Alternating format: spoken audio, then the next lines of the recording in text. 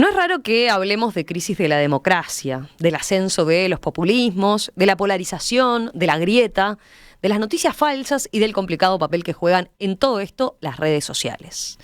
Pero, ¿qué hay de fondo, además de eso?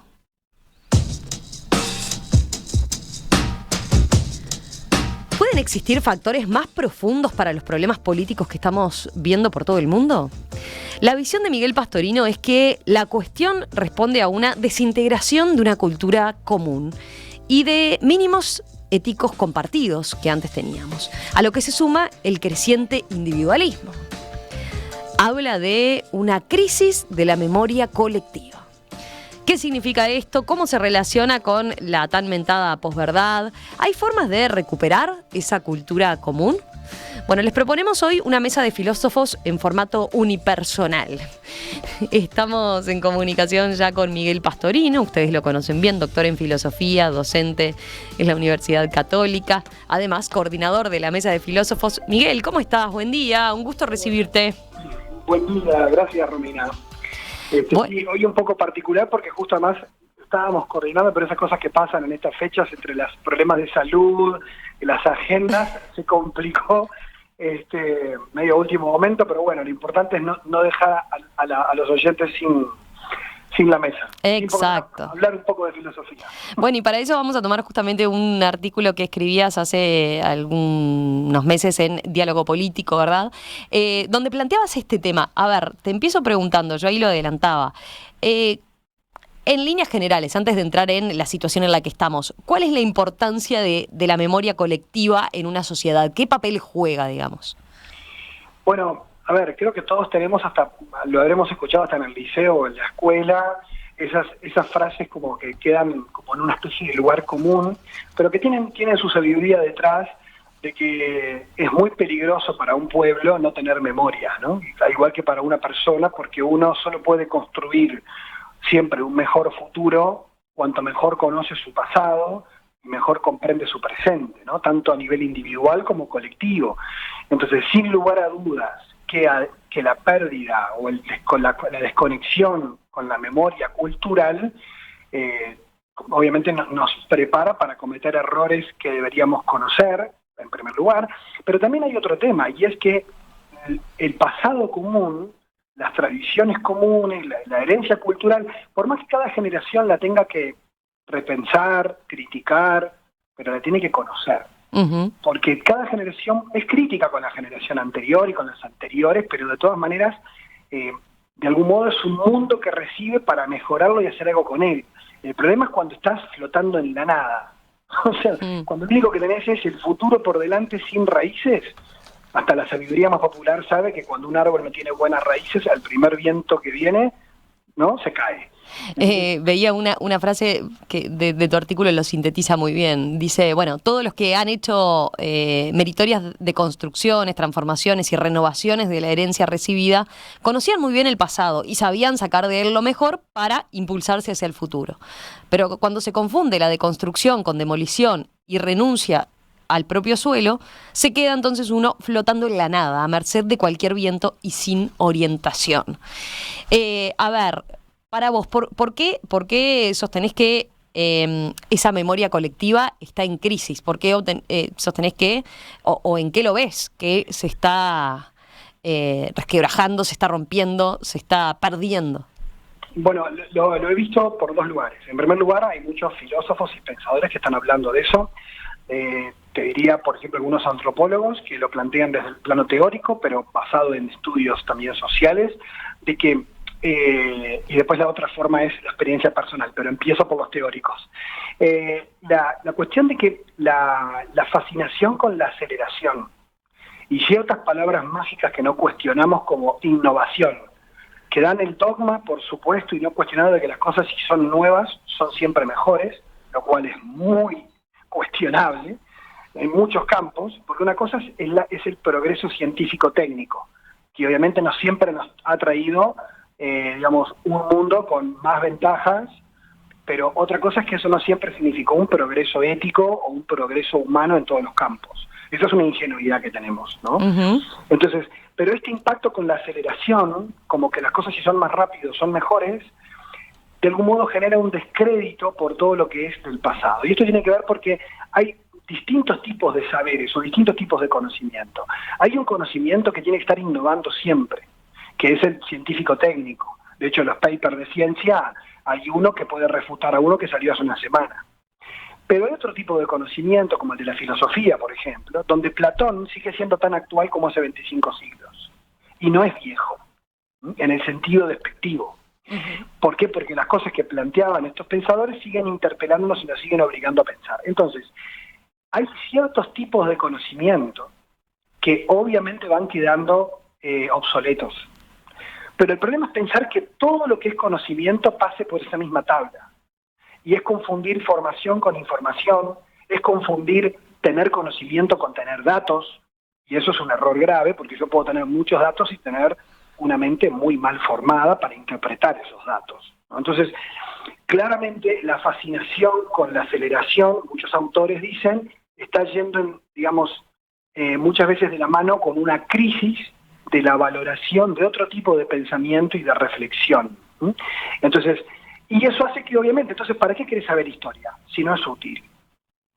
Y entonces ahora te voy a la experiencia personal, Romina. Sí. Me pasa con los estudiantes. Esto surgió de una conversación entre docentes, donde compartíamos que nos había pasado, que yo que voy a cumplir 47 años, mañana además, pero cumple 47, una de las cosas que me pasa es que, digo, ¿qué tan lejos a veces me siento de que yo presento cosas de la historia reciente que mis estudiantes no conocen? Y te voy a poner un ejemplo gráfico. Una colega que da en comunicación, en la Facultad de Comunicación, hizo una dinámica presentando un rostro en colores de Fidel Castro para discutir un tema y ponerlo como disparador, y no sabían quién era, estudiantes de 22 años. Entonces, el problema era que aun cuando lo nombraste quedan mirando. Entonces, el problema es que la atomización de contenidos, el consumo de contenidos que hoy tenemos a disposición, de todo tipo, ha generado también una parcialización de la cultura a niveles inimaginables, que vos hoy preguntás en clase, ¿quién existió antes? ¿Julio César, Robespierre o Winston Churchill? Capaz que no te saben contestar. Supongo que a veces te habrán dicho, o en esta discusión te habrán planteado, bueno, hay tradiciones que también a veces quizás está bien romper, ¿no? Pienso, por ejemplo, en costumbres machistas, por ejemplo. ¿No? Ahí, ¿qué contestás a eso que señalas? Bueno, como parte de esa memoria colectiva también. Claro, que hay que diferenciar tradición de tradicionalismo. El tradicionalismo es el culto a la tradición por la tradición y a mantener las costumbres por mantenerlas, y no permite la crítica. El tradicionalismo, que es el culto a la tradición. Pero la tradición quiere decir entrega. Es lo que una generación entrega a la siguiente. Es aquello que Hannah Arendt venía de que nosotros los adultos tenemos el deber de preparar un mundo para los que vienen. Y ese es el mundo que le dejamos. ¿Qué harán ellos con ese mundo? Tema de ellos. Pero tenemos el deber de dejarles algo. O sea, es un tema de solidaridad intergeneracional. Entonces, claramente, no quiere decir que tengan que aceptar lo que venía de antes tal cual sin tocarlo, porque eso sería también no ser responsables con su propio tiempo. Es decir, yo tengo que ser capaz de deconstruir lo que conozco para desde ahí pensar otra cosa. Y eso puede implicar que haya cosas que no deban volver a repetirse. Por eso está bueno conocer el pasado, para saber qué cosas no debemos volver a repetir. La Declaración Universal de Derechos Humanos surge ¿cuándo? Después de los horrores del nazismo. Entonces, por más que haya medicina que haya avanzado por los experimentos nazis, hemos aprendido que deberíamos algo que teníamos teóricamente aprendido, pero no lo practicábamos tanto, y todavía hoy falta, que es que toda vida humana tiene dignidad y merece respeto, y no hay vidas que sean menos valiosas que otras. Entonces, yo conociendo los errores del pasado, también puedo construir un mejor presente. Ahora, esa ingenuidad refundacional de que todo lo de antes era malo y que hay que empezar de cero, es una especie de autoedición huérfana que genera una gran crisis de sentido y obviamente una imposibilidad de construir con otros porque no tenés un lenguaje común. Bueno, ahí a eso iba, porque ahí lo estábamos llevando como más a la esfera personal quizás, pero vos hablás de, bueno, la incidencia que esto tiene en nada más y nada menos que la democracia, en ese colectivo de una sociedad y en cómo pararse en determinados temas. Vayamos a eso, si te parece, a ver en qué punto ves que esta crisis de identidad y de esa historia, de ese hilo común que nos unía, bueno, se da de frente con un problema de la democracia. Pero mira, hay un par de cosas que igual que son interesantes para tener en cuenta, acá que yo no las cité en el artículo.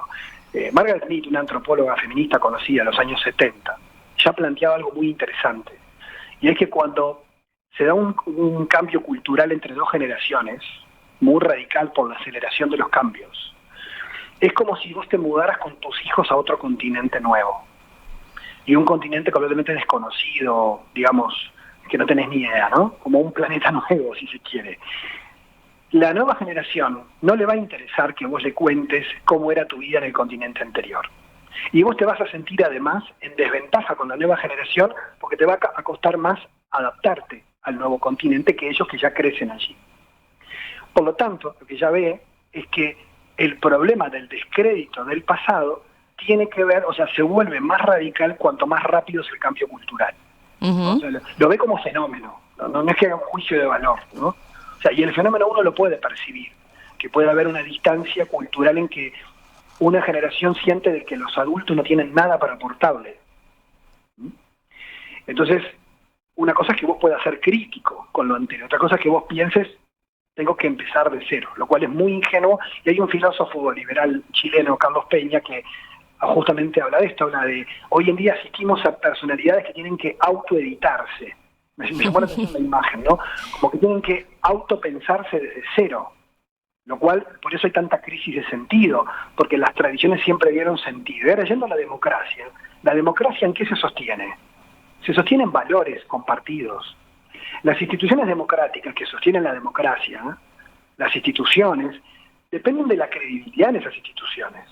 Y esa credibilidad depende de una cultura común en la cual valoramos todos la importancia de que es válido, que es importante el pluralismo, la diversidad, y en esa diversidad tener acuerdos comunes, porque vamos hacia un futuro común, compartido, que el destino de los que conviven conmigo tiene que ver también con lo que me pasa a mí, de que no vivimos solos y que no somos islas. Bueno, todos esos criterios filosóficos, antropológicos y éticos que hacen posible la importancia del debate, la importancia de la deliberación pública, de la libertad de expresión. Bueno, son todas cosas que son una conquista cultural que no es automática y que son posibles porque se comparten una serie de valores, por más que haya una gran pluralidad de visiones, hay unos valores mínimos que hacen que estemos de acuerdo en que esto es saludable y bueno para todos. Pero ¿qué pasa si eso empieza a trastocarse? Entonces, bueno, si yo cuestiono hasta los valores fundamentales que sostienen los derechos humanos y la democracia, entonces estamos en problemas para la convivencia a niveles no pensados antes. Sí. Y acá te lo voy a un ejemplo capaz concreto. Sí, dale. Hannah Arendt, una de las cosas que ella decía era que el problema de la política, el fin de la política, cuando la política se termina, dice, cuando la política en lugar de dedicarse a lo público se dedica a lo privado. Y esto es muy interesante porque hoy estas fronteras están muy diluidas. O sea, y te pongo como ejemplo a vos que sos periodista, ¿cuántas noticias tienen que ver con lo que nos debería interesar a todos? O sea, por ejemplo, el tema del agua, por ejemplo, es un tema público el tema del agua. O tiene que ver, por ejemplo, con lo que un político dijo en Twitter, su opinión personal sobre otro político, por ejemplo, que aunque tenga impacto público, la pregunta es, ¿eso es de interés? O sea, ¿interesa a la construcción pública? Entonces ahí es donde entra la confusión entre, o que las personas hagan reclamos a la política para soluciones de su vida privada, que no tiene que ver con el interés público, y ahí entra una frontera que hoy en día está cada vez más como diluida, y donde muchas veces los temas públicos tienen más que ver con la vida privada de las personas que con el interés público. Y esto Hannah Arendt decía, esto es la autodestrucción de la política. Lo que pasa es que los temas más atractivos hoy, mediáticamente, tienen que ver con las emociones y la vida privada. Y ahí es que vos lo relacionás con esta exaltación al individualismo que tenemos cada vez más, ¿no? Exacto. O sea, meternos en nuestra propia burbuja y dejar de lado, claro, lo político es lo colectivo, ¿no? Es la búsqueda del bien común. Y eso es lo que queda de lado, lo que se va perdiendo, ¿no? Pero te lo planteo a ver desde estos términos. Vos lo vas por el lado de, un cierto egoísmo que todos tenemos, ¿no? O en base a qué construimos esa noticia principal, ¿no? Esa preocupación que vos decías, bueno, debería ser el agua. Ahora, tiene que ver también con los tiempos que vivimos y la multiplicidad y la intoxicación de información. Seguro que antes lo más probable era que nos pusiéramos de acuerdo, vos, yo y los que nos están escuchando, de cuáles eran las 2 o 3 noticias principales, los temas principales de preocupación. Hoy en día eso es prácticamente imposible, ¿no? Porque seguramente vos te hiciste una idea, tu propia agenda de temas, yo me hice otra y el que nos está escuchando y además, otra. Vos decís, el problema también con las audiencias.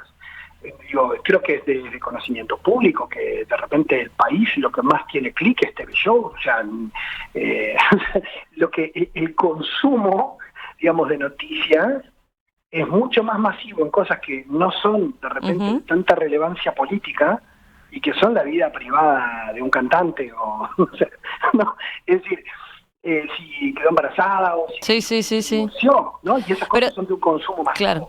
Pero también tiene que ver con una cantidad de información que manejamos, ¿no? Que hace que, bueno, para vos de repente, hoy en día el tema es ¿no? Y no te lo cuestionás. Y capaz que yo ni me entero de ese tema, ¿no?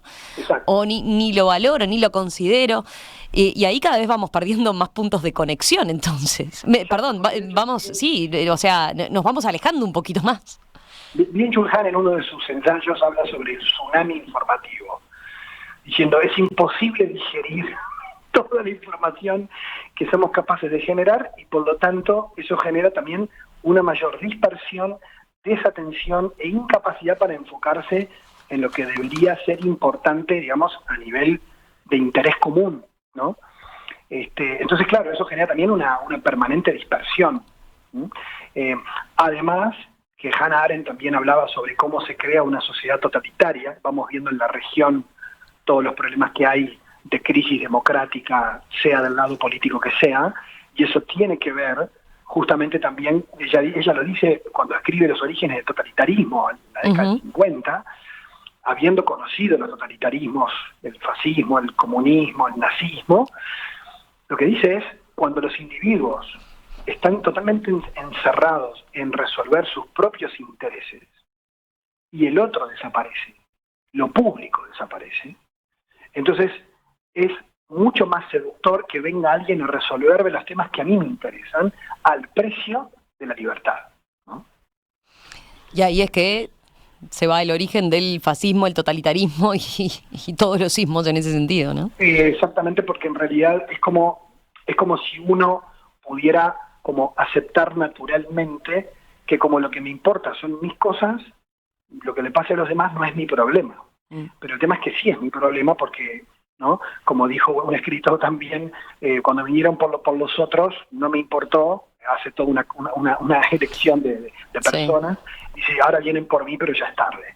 O sea, porque en realidad no me preocupó proteger a la sociedad en la que vivo, ¿no?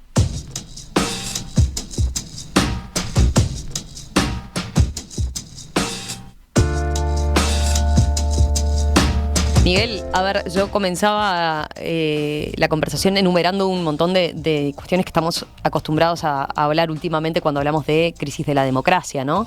El ascenso de los populismos, de la polarización, de la grieta, la incidencia de las noticias falsas, del complicado papel que juegan en todo esto de las redes sociales. ¿Vos crees que esta crisis de la memoria colectiva está detrás, está de fondo, como algo que está más allá de todo esto? O sea, que esa crisis de memoria colectiva da pie a todos estos otros problemas que vengo mencionando? Bueno, a ver, yo creo que nada en este mundo es monocausal, ¿no? O sea, este es un factor entre muchos otros. El ejercicio de la filosofía siempre ha sido como tratar de ir detrás del escenario para ver qué pasa detrás o debajo del piso, ¿no? O sea, tratar de ver los supuestos, las cosas que damos por obvias, y cuestionarlas y preguntarnos. Y el ejercicio a veces implica la angustia de no tener respuesta para esas preguntas, pero sí para hacernos más lúcidos y más críticos, para por lo menos, digamos, no caminar ingenuamente en cosas que damos por verdaderas, que en realidad pertenecen a interpretaciones o supuestos que todos tenemos, también en el campo de la política. Por eso hay una filosofía política también, ¿no? Uh-huh.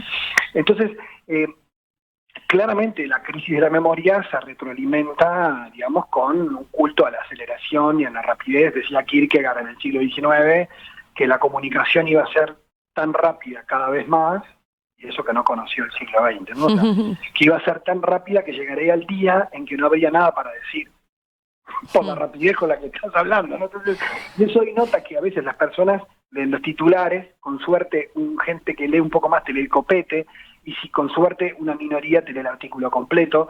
Entonces, gente que te vende resúmenes de libros, pero el resumen de Hamlet para decir que lo leíste, pero no tenés la experiencia de leer Hamlet. Claro. Entonces, hoy en día, en algunas universidades del mundo, yo he visto en España, conocí en Chile también, se está implementando en todas las carreras, no en las de humanidades, en todas las carreras, recuperar las artes liberales, que están detrás de la formación del pensamiento libre, que ha conformado parte de nuestra cultura, y es la vuelta a leer los clásicos, y que vos por lo menos conozcas cómo llegamos hasta acá y cómo puedas hacer una lectura crítica de esos textos en diálogo con el hoy, leyendo a Platón, a Adam Smith, a Marx, a Maquiavelo, a Aristóteles, es decir, a Santo Tomás de Aquino, que puedas leer, ¿no? Es decir, y de hecho están teniendo éxito contra la poca expectativa que tenían los docentes.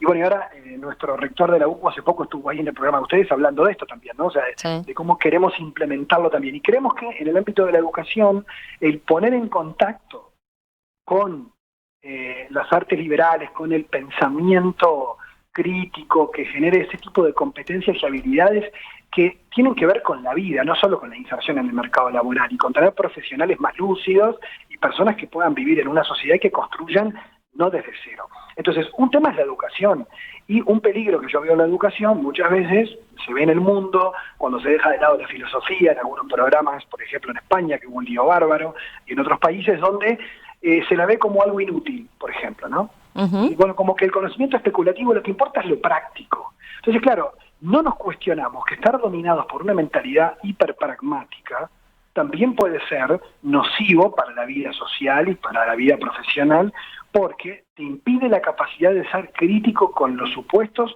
de los que vos vivís.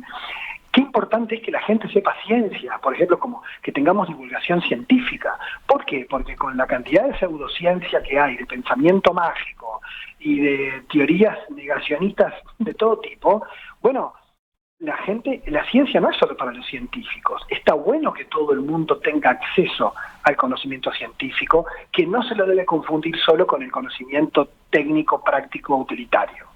Y por otra parte también, el incorporar las humanidades en todo tipo de formación genera habilidades de pensamiento crítico y pensamiento complejo, justamente, Romina, por lo que decías hoy.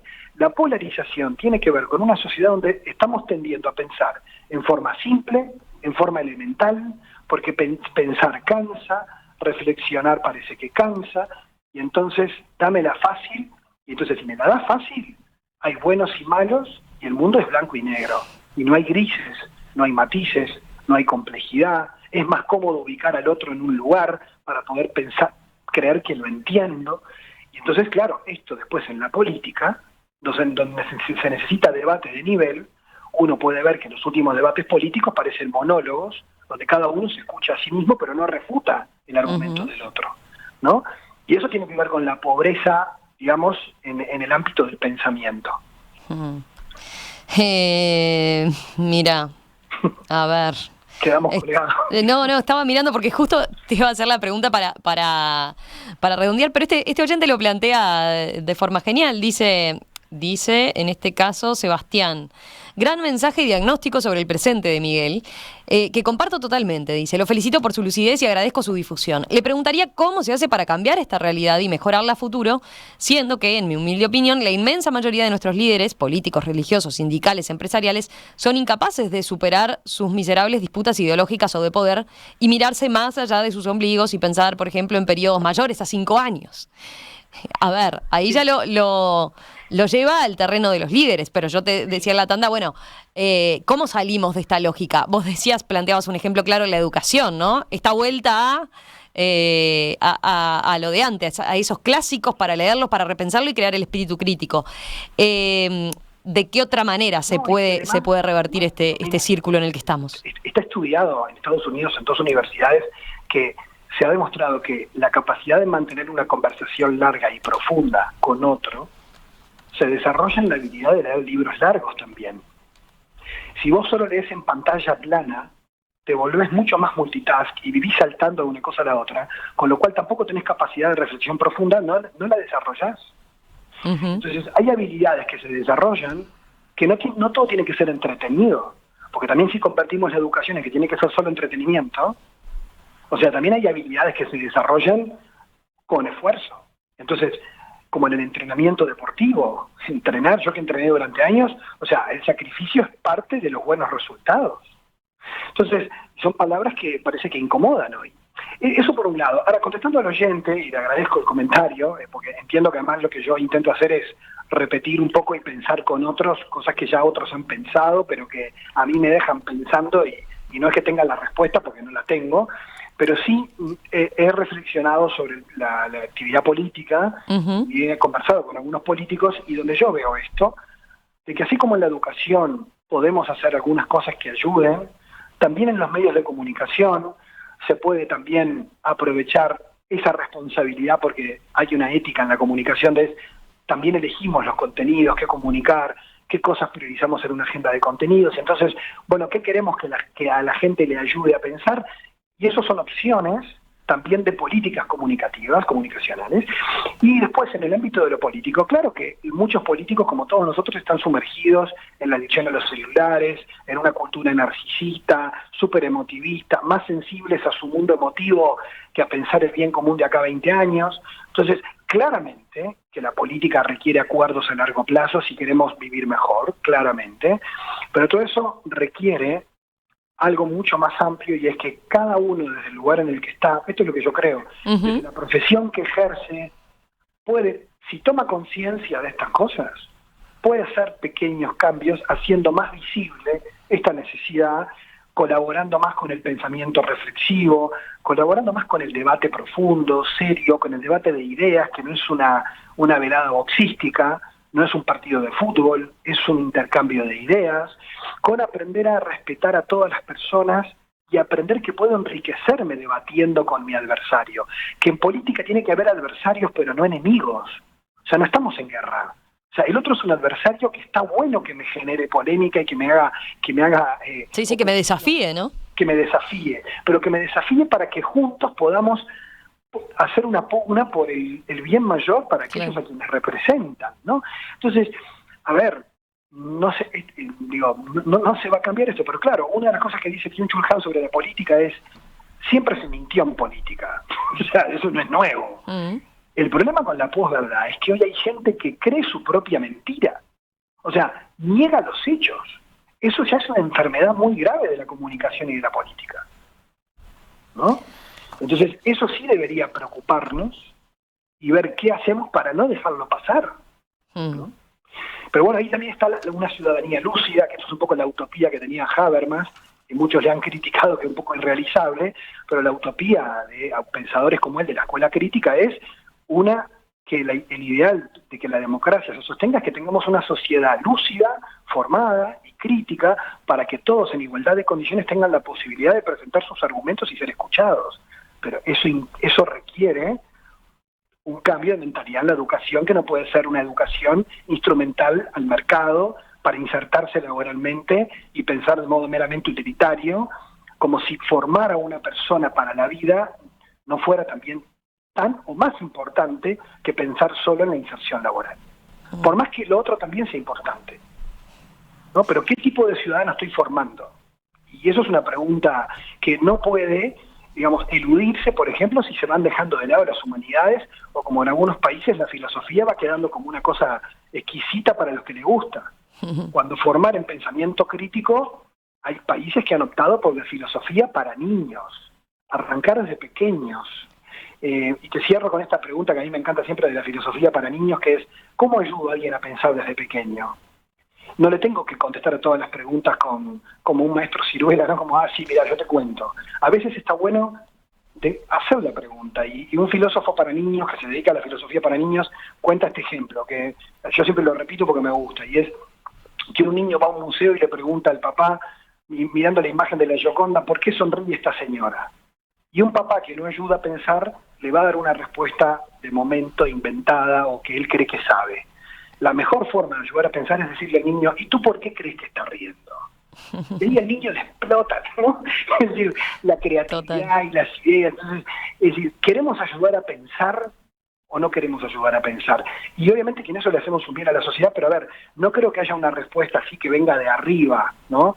Los grandes cambios culturales vienen de abajo, vienen desde las personas que van creando cambios pequeños en los ambientes donde están. Y por eso invito al oyente a eso, ¿no? Cada uno desde su lugar puede invitar a reflexionar más, a no seguir tan rápido, a también a mirar al otro con respeto y con amor, aunque yo discrepe en las ideas, a tratar de entender lo que el otro dice, a buscar aprender, a no buscar solo confirmarme lo que yo pienso, ¿no?